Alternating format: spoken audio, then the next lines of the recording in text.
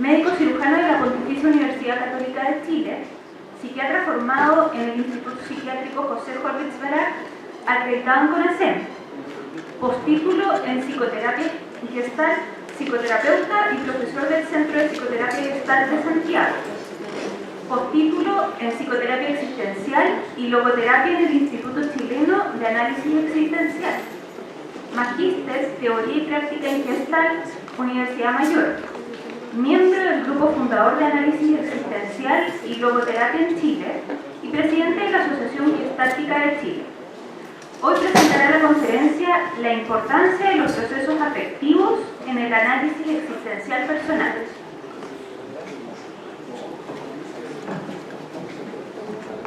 Bueno, a mí me gustaría agradecer muy personalmente a cada uno de ustedes, al comité organizador, a las autoridades. Esta es mi primera experiencia en Concepción y para mí lo que he vivido esta mañana me tiene muy feliz.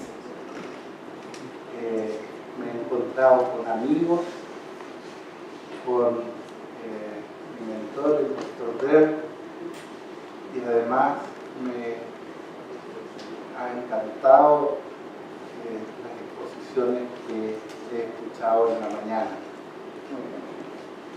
Quisiera yo contarles que hay una razón personal por la cual yo seguí la formación de análisis existencial. Mis dos padres vivieron las dos guerras mundiales, son europeos, y se vinieron a Chile.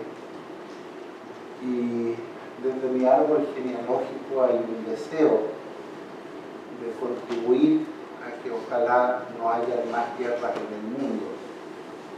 Entonces yo voy a tratar de hacer lo que yo pueda siempre por evitar guerras, y es por eso que yo entré en esta formación. Uno podría decir que es ingenuo, pero necesito compartirlo con ustedes porque yo creo que cuando una especie descubre que E es igual a MC al cuadrado, de ahí en adelante se transforma en un tema verdaderamente relevante y necesitamos crear grupos reflexivos que se dediquen a reflexionar qué podemos hacer para evitar las guerras. Con tecnología de la Edad Media todavía la guerra acontece en el campo de batalla, pero con lo que acontece en la actualidad, con la tecnología actual, la población civil también se afecta gravemente y en la actualidad yo creo que es bueno plantear este tema para el futuro. Bueno, el análisis existencial es un enfoque que voy a intentar definir a continuación. Las primeras diapositivas están buscando poder definir en qué consiste el análisis existencial como enfoque. Y esta experiencia que está mostrada en la primera diapositiva es algo que a nosotros nos hacían en la formación, una imaginería en la que uno se contempla a sí mismo en su propio lecho de muerte y luego se sumerge en estar en su lecho de muerte, y desde este momento uno mira su vida hacia el pasado y se hace esta pregunta: esta vida, tal como fue, sus alegrías y dolores, en fin, con todo, ¿valió la pena vivirla o no? Y yo diría que si habría que buscar una pregunta central del análisis existencial, tal vez es esta.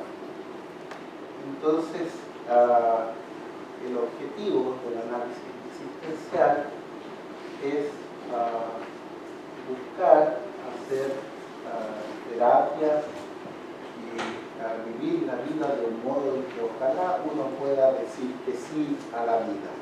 Eso es lo que anhelamos los terapeutas existenciales. Y supongamos que haciendo este ejercicio en mi vida actual yo me doy cuenta de que en realidad esta vida no vale la pena vivirla, así como me ha tocado a mí, eso es muy personal. Más vale que me dé cuenta de ese sentimiento ahora y me haga la pregunta de qué puedo hacer para que valga la pena. Así que verdaderamente esta primera pregunta es muy esencial y muy fuerte.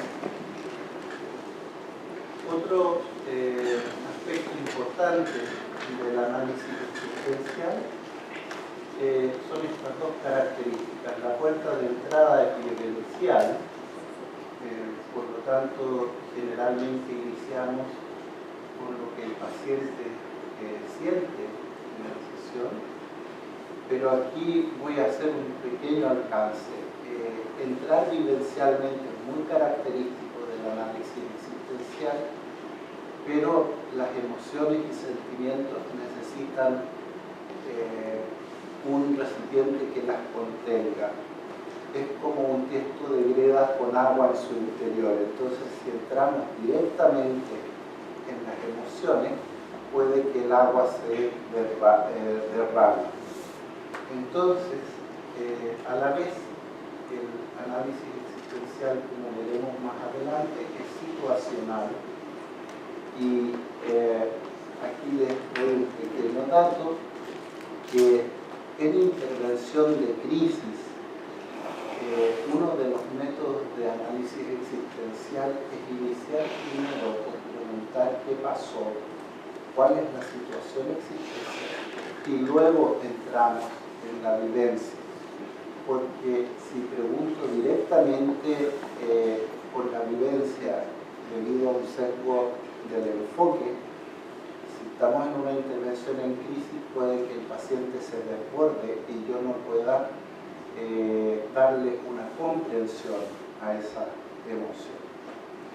Entonces, en una intervención en crisis, primero preguntamos qué pasó, después qué sientes con esto, damos espacio para el despliegue de lo que el paciente siente y luego intentar, depende del desastre que haya pasado, procurar salir de la parálisis con la pregunta ¿qué vas a hacer con esto? Esos son tres pasos sugeridos para una intervención en crisis, pero el orden de esos tres pasos en este caso es muy importante. Y esa es la primera característica señalada en esta diapositiva, y la segunda característica es el método de trabajo con lo que el paciente trae es fenomenológico. Ahí tienen ustedes los pasos del método fenomenológico: describir el fenómeno prejuiciadamente, distinguir entre cualidades esenciales y accesorias y incluir la esencia del fenómeno. Al respecto, hay dos cosas que me gustaría destacar. Ciertos textos dicen ser fenomenológicos, pero se limitan a describir el fenómeno y no hacen un ejercicio de distinguir la esencia, de intuir la esencia.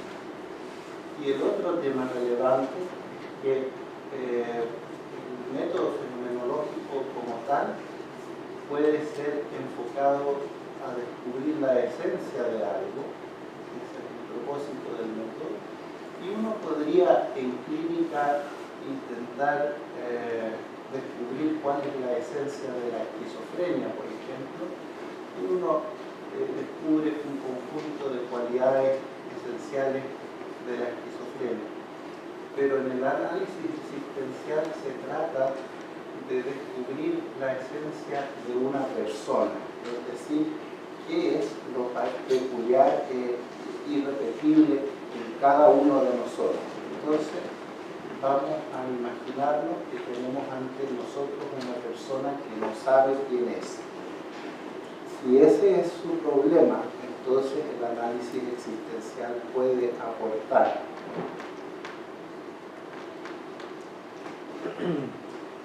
Enseguida, la distinción que ya se habló en la mañana, la diferencia entre explicar y comprender, pero aquí quiero hacer hincapié en que Binswanger define el amor como dejar ser al otro tal como él es, para que así él se pueda mostrar y desplegarse plenamente en su esencia.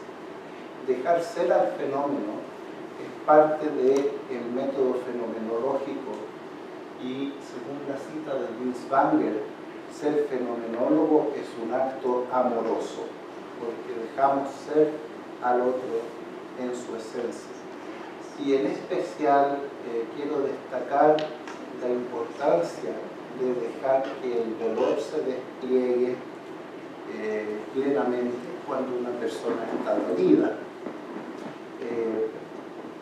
Hace un rato atrás escuchábamos que el terapeuta podría angustiarse por la angustia del paciente, y la actitud fenomenológica justamente tiene que ver con permitir el espacio para que el dolor se despliegue. Ahora, si la persona no sabe quién es, puede ser que esta actitud fenomenológica contribuya a retraumatizarla. Por lo tanto, necesitamos nosotros reflexionar qué podemos hacer para que no se retraumatice. Una de las cosas que puede ayudar es preguntarle primero qué pasó y ver si la emoción coincide con los hechos. Y otra cosa que podemos preguntar es: ¿cuánto llanto puedes soportar hoy? Podemos acordar una cantidad de minutos, pero ahí lo importante es instalar la noción de límite. Yo puedo intentar delimitar cuánto contacto con el dolor me hace bien, y luego no pasarse de ese límite. Entonces, con alguien que no sabe quién es muy importante este tipo de ejercicio que tenga que ver con delimitarse y ser delimitado. Entonces, estas preguntas que ejercitan la capacidad de delimitación es muy importante. A su vez, destacar que el análisis existencial es de mediano plazo o largo plazo, y sobre todo en estos pacientes para los cuales esta pregunta acerca de la esencia personal es importante. Entonces, si me preguntan por qué se demora tanto, yo podría responder con la pregunta de cuánto tiempo se necesita para conocer, descubrir, intuir la esencia de una persona. Y ahí está una pregunta muy importante. Entonces, de acuerdo a lo que va emergiendo en la sesión, nosotros tenemos que el ser humano puede sentir aprobación interna hacia su propia vida, y la aprobación interna conduce a la plenitud existencial. Y en cambio, el ser humano puede venderse o prestarse, y cuando se vende o se presta, la vivencia que suele surgir es de insatisfacción. Entonces, gran parte del trabajo existencial se trata de distinguir entre estos dos estados. Yo apruebo mi vida o siento que me estoy vendiendo o prestando. Y según Alfred Lange, mi formador en análisis existencial, él dice que este enfoque es el enfoque con más alto índice de divorcios en el mundo, y recomiendan que cuando uno se meta en esta formación, uno le avise a la pareja de uno que uno va a andar un poco raro, porque se va a estar haciendo esta pregunta, y en realidad es una pregunta muy muy potente. Ahora fíjense ustedes, aquí tenemos una pregunta acerca de la felicidad. La pregunta original es ¿qué necesito para ser feliz? Pero en ese caso se mantiene en un nivel abstracto.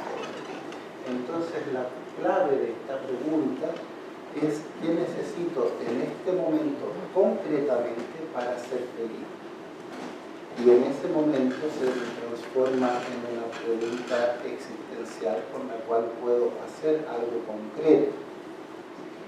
Entonces, en base a lo visto hasta ahora, a mí me gustaría aportar que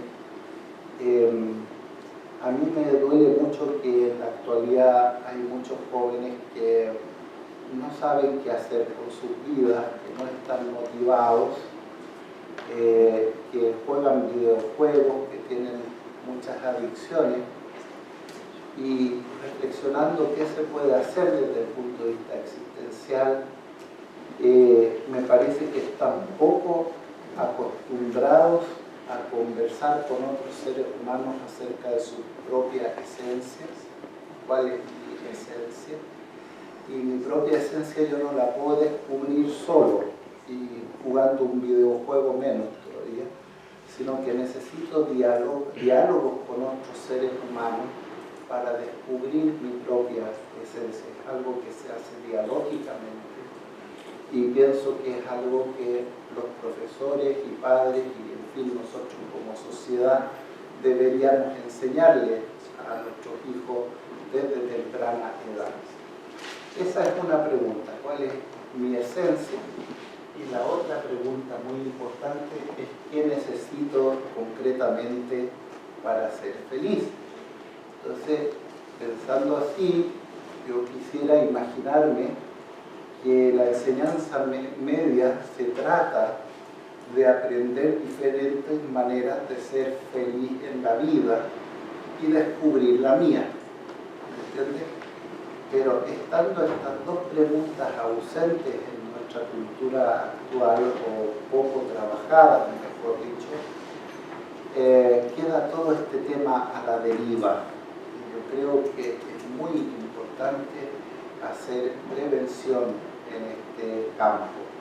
No necesitamos esperar hasta que nuestros pacientes estén en un estado extremadamente patológico para preguntarnos qué hacer al respecto, sino que empezar a trabajar con estas preguntas desde temprana edad. Entonces aquí, esto está hecho de un estudio donde determinaron que para vivir con un nivel de felicidad y no deprimirse, hay que vivir en un estado de aprobación en un 70% del tiempo y uno puede venderse o prestarse en un 30%. ¿ya? Es importante que también haya momentos en que nosotros no aprobamos porque si no la felicidad no contrasta con nada. Y lo otro que quiero decir es que lo central de esta definición de felicidad es la aprobación de mi vida. No significa andar contento, sino que significa yo estoy de acuerdo con mi vida así como es. Eso es muy importante, porque las escalas de felicidad que se usan habitualmente evalúan si uno está contento o no. Y desde esta mirada lo importante es cuánto de mi vida apruebo. Ahora, es muy importante, nuevamente insistimos, en que el análisis existencial es situacional. Entonces, por ejemplo, motivo de consulta, tengo muchas discusiones con mi pareja y esta pregunta es muy buena. ¿Me puedes dar un ejemplo de eso? ¿Cuál fue la última discusión que han tenido? Y eso ayuda mucho porque estamos trabajando con una situación concreta. Uno podría decir, pero han discutido 10 veces desde la última sesión y yo solamente estoy trabajando con una. Pero ahí yo les puedo dar el ejemplo de un vaso de agua. Entonces, si uno derrama un vaso de agua, abarca una gran superficie, pero superficialmente. Entonces, yo puedo hablar de todas las veces que han peleado, pero no profundizo en ninguna. En cambio, si trabajamos en base a un ejemplo, que el agua regresa al vaso, es una pequeña superficie, pero con mayor profundidad. ¿Entienden? Ahora, breves palabras sobre el sentido ontológico y el sentido existencial. El sentido ontológico es por qué Dios nos creó, y como nosotros estamos adentro del agua y somos peces, no nos damos cuenta que el agua existe y así no se puede saber para qué somos peces. ¿Ya? Si yo estoy mirando de afuera, el pez a lo mejor podría decir que el pez, por ejemplo, nada adentro del agua, pero solo el Creador puede saber nuestro sentido ontológico. Y en cambio, el sentido existencial responde a estas otras preguntas que sí las podemos contestar nosotros desde nuestra propia existencia. Aquí se las leo: ¿para qué es bueno que yo exista? Y una pregunta muy importante: ¿qué es aquello que yo sé hacer que nadie más sabe hacerlo tal cual como yo lo hago? ¿Entienden? Entonces ahí yo descubro algo que yo sé hacer así, y así respondo a la vida desde mi sentido existencial. Ahora, en breves palabras, los valores morales son acuerdos sociales y sirven para poner de acuerdo una sociedad entera de cómo portarse bien. Pero los valores personales se tratan de, también se dijo en la mañana, de que así descubro qué es valioso para mí. Vivencialmente descubro qué es valioso para mí. Y, por ejemplo, cuando decimos que en la depresión hay una pérdida de valores, no nos referimos en análisis existencial a una crisis moral, sino que en la depresión, por la disminución de vitalidad, se afecta mi capacidad de descubrir qué es valioso para mí en la vida. Y ahí se puede crear un estado de que así no vale la pena vivir, muy propio del estado depresivo. Y aquí fíjense ustedes que los valores personales son los que sirven o están a la base de una decisión que puede a su vez contribuir a una vida plena. Entonces, los valores personales, nuevamente insistimos en que se descubren a partir de vivencias personales, y ahí está lo que yo quería destacar en esta conferencia, que es el valor de los procesos afectivos en un análisis existencial personal. Vale decir que según el análisis existencial, las vivencias son nuestra brújula para descubrir cómo llegar a una vida plena y cómo llegar a una aprobación interna de nuestra vida. Así que las vivencias son la raíz de todo el proceso necesario para construir una vida plena. En cambio, culturalmente vivimos en una sociedad que destaca el éxito, y el éxito conduce a una meta. Ahora, desde el punto de vista existista, la meta puede alcanzarse o puede uno fracasar. Y la meta está definida desde un valor de uso, lo cual crea una cultura utilitaria. Ahora, la siguiente diapositiva va a ser muy fea, ¿ya? acá muestran que cuando uno es exitista a uno lo reducen a su valor de uso y que eso conduce al al vacío existencial. En cambio, una decisión, eso sí, es muy bueno porque se basa en el aprecio del valor personal y así conduce a la plenitud existencial. Entonces da la impresión de que el éxito es feo y la decisión es bonita. No es tan así. Todos pensamos que es bueno tener un poco de las dos cosas, pero lo peligroso es reducirme a mí mismo totalmente al éxito, es decir, el éxito a toda costa y que mi persona desaparezca. Eso sí es peligroso. Entonces, desde este punto de vista, en el ser humano hay dos tipos de fuerzas importantes. La fuerza pulsional, que coincide con la libido psicoanalítica, y una fuerza motivacional, que a falta de una mejor traducción, se refiere a una fuerza existencial que me involucra en mi vida. ¿Ya? Entonces, la fuerza motivacional, en el sentido que lo estamos usando aquí, es como una persona que vive dentro de una vitrina y afuera hay gente y afuera es la vida, y yo estoy contemplando la vida desde el interior de la vitrina, pero no me involucro. Entonces, en ese estado estoy viviendo mi vida como un zombie, y la vida podría ser un trámite que está entre el nacer y el morir. Entonces un día llega el ataúd y ya pasó el tiempo.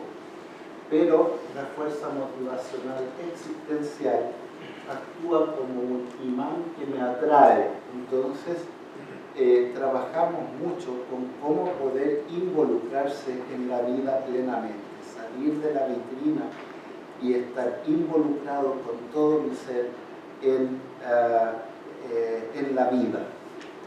Desde aquí, Alfred Landry ha desarrollado 4 motivaciones fundamentales. Y estas 4 motivaciones fundamentales tienen 2 raíces, una raíz heideggeriana y una raíz en el método de búsqueda de sentido de Viktor Frankl. Ahí le puse yo palabras en alemán que describen cada motivación fundamental, y quisiera decirles que yo no sé alemán, pero tengo algunos amigos que saben alemán, y la firmé esta tabla porque es la manera en que yo entiendo estas palabras en alemán actualmente. No quiere decir que sea correcto, pero es lo que yo entiendo en la actualidad. Y así nosotros tenemos la primera, segunda, tercera y cuarta motivación fundamental. La primera es poder ser, y se refiere a las condiciones necesarias para que la vida exista. Entonces se refiere a solucionar todo aquello que yo necesito solucionar para estar vivo, y estas 4 motivaciones a su vez sirven para establecer un orden de procesos psicoterapéuticos. Entonces, si yo estoy totalmente confundido, es bueno abordar las 4 motivaciones en orden, porque cuando se soluciona una motivación fundamental es más fácil solucionar la siguiente. Entonces, la primera asegura las condiciones básicas necesarias para que algo pueda existir.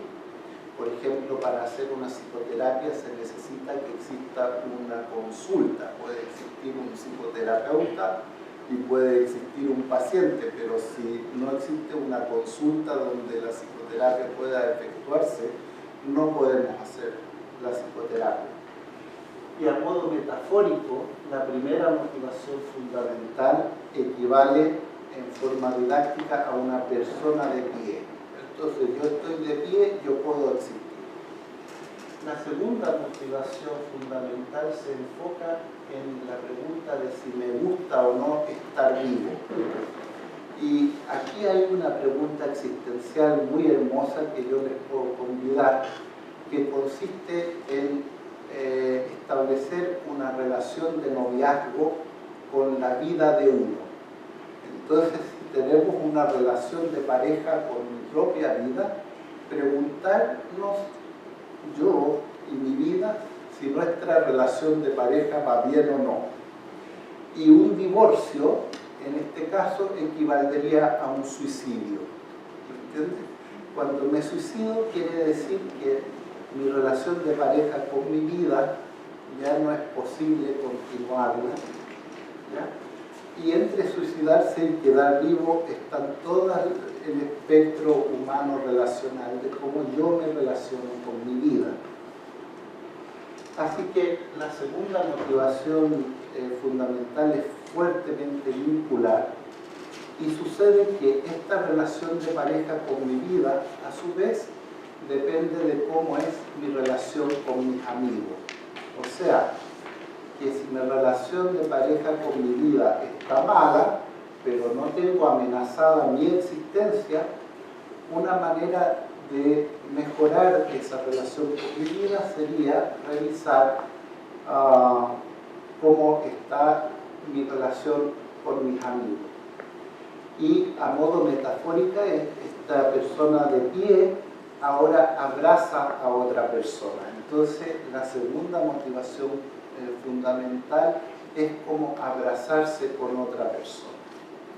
Ahora, yo a veces enseño esto, entonces le pido a algunos estudiantes que se abracen, y se abrazan, y dejo que ese abrazo exista, pero una vez que ellos están un rato en este abrazo, yo les digo que este abrazo va a durar 5 horas. Entonces, cuando uno está solo, uno necesita mucho ese abrazo, pero por otro lado, si me imagino estar abrazado 5 horas, es sofocante. Y en el momento en el que el abrazo es sofocante, nace la tercera motivación fundamental: poder ser como yo soy. La tercera motivación fundamental equivale a ser exiliado del paraíso. El abrazo es el paraíso, y cuando ocurre el exilio del paraíso, en ese momento surge la tercera motivación fundamental. Nuestra formación duraba 3 años y estuvimos dando vuelta harto tiempo en la segunda motivación fundamental, y créanme que cuando nos pasaron a la tercera fue de lo más terrible que ustedes se puedan imaginar, porque el abrazo había terminado, porque habían instalado la pregunta de por cuánto tiempo quieres estar abrazado con el otro. Entonces, cuando te exilian del paraíso, la mala noticia es que se acabó el abrazo, pero la buena noticia es que ahora podemos vernos las caras. Cuando uno está abrazado no puede ver la cara del otro, y en cambio ahora nosotros podemos reconocer nuestra auténtica y irrepetible cara frente al otro. Entonces, hay un sentimiento fuerte de exilio, pero tengo el consuelo de que el próximo abrazo va a ser libre, porque lo vamos a elegir tú y yo. Y la cuarta motivación es el sentido de la vida, que básicamente contesta esta pregunta de para qué es bueno que yo exista, pero esa pregunta se trabaja con lo ya construida en las otras 3 motivaciones fundamentales anteriores. Este es uno de los grandes pilares del análisis existencial, y en base a lo anterior, aquí hay un ángulo, en el vértice del ángulo hay una persona, Y este ángulo representa la apertura dialógica del ser humano hacia el mundo. Así que nosotros como ser humano tenemos una apertura dialógica hacia el mundo. A su vez hay un ángulo de apertura hacia nuestra propia interioridad, entonces también tenemos una apertura dialógica hacia nuestra propia interioridad. Y ahora, si uno integra estos dos dibujos, obtenemos lo que en análisis existencial se llama la doble apertura dialógica, que significa que yo simultáneamente puedo estar dialogando con el mundo y conmigo mismo. Entonces, por ejemplo, un psicoanálisis lo que hace es enriquecer la apertura dialógica interna, porque yo me voy a conocer a mí mismo un poco mejor, y en forma secundaria entonces se enriquecerá la apertura dialógica externa, y en cambio una terapia sistémica trabaja con la apertura dialógica externa y se enriquece la interna. Entonces ahora yo puedo juntar estos dos ángulos de apertura y tengo esta figura donde ambas aperturas dialógicas se comunican bidireccionalmente entre sí. Entonces, desde el punto de vista dialógico, el análisis existencial es simultáneamente intrapsíquico y simultáneamente abierto al mundo. Aquí necesito detallar un tema muy importante que viene de Buber, que es ¿qué es aquello que hay en el mundo? Lo que hay en el mundo puede ser una cosa o una persona. Entonces, especialmente cuando en el mundo hay una persona, la apertura hacia el mundo se me vuelve extremadamente exigente, ¿ya? Ahí hay que tirar todo a la parrilla y cuando nosotros nos referimos al encuentro dialógico con el otro, es un concepto parecido a la empatía, ¿ya? Pero es muy difícil de hacer, porque la pregunta es cómo podemos tú y yo involucrarnos plenamente con todo nuestro ser. Entonces, en el psicoanálisis, solucionar el Edipo de uno es algo inalcanzable, y en análisis existencial lograr el encuentro dialógico pleno con el otro es inalcanzable. Ahora, en mi propia psicoterapia se ha diagnosticado que yo tengo una histeria, y a los histéricos nos cuesta mucho lograr el encuentro dialógico con el otro, así que no tengo muy claro que es algo que me cuesta especialmente a mí como histérico, o si es algo que les cuesta a todos, pero realmente lograr una compenetración profunda con el otro es algo que sucede a momentos, y a eso nos referimos con encuentro dialógico pleno con el otro. Entonces, en el análisis existencial, dos pilares fundamentales: uno son las 4 motivaciones fundamentales y la otra es el encuentro dialógico pleno con el otro. ¿Cuánto tiempo me queda?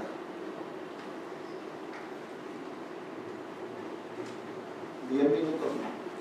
Entonces aquí llegamos al tema cúlmine de esta presentación, que es el análisis existencial personal.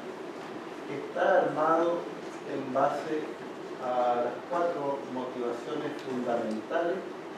Acá ustedes ven el mundo de los hechos, y aquí está cuando el paciente trae una experiencia y la vivencia con la que entra a sesión es aquella vivencia que nosotros en este esquema llamamos emoción primaria. Como me voy a referir a los procesos cognitivos, solamente voy a alcanzar a describir hasta el número 4, porque de aquí hacia acá son procesos cognitivos, estos son afectivos, dije cognitivos parece, procesos afectivos, ¿ya? Y se inicia con una emoción primaria. Esta es una paciente que vive con sus padres y con su hija de 9 años. Los padres son muy autoritarios y hacen que la hija vea el programa de Quique Morandé. Ella se siente muy invadida por sus padres y por esta actitud, y cuando sucede esto, ella sube al segundo piso a su dormitorio. Entonces la emoción primaria es de rabia porque sus padres hacen que la hija vea el programa de Quique Morandé, y conectó esta emoción primaria de rabia directamente con la acción. Y eso sería una acción impulsiva. Entonces el análisis existencial personal intenta que haya algo muy personalmente significativo entre la emoción primaria y la acción.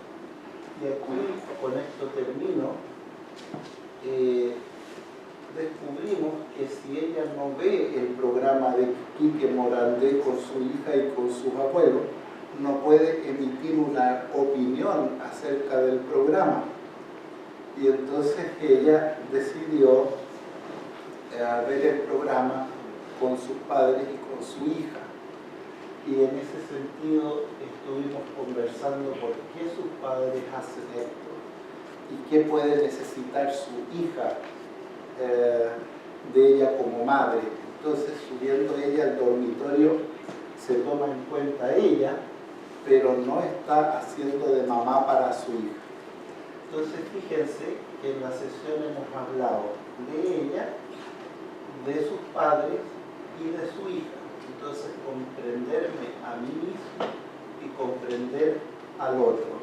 Trabajamos mucho en por qué tu hija no sube contigo al dormitorio, comprenderla a ella, en fin.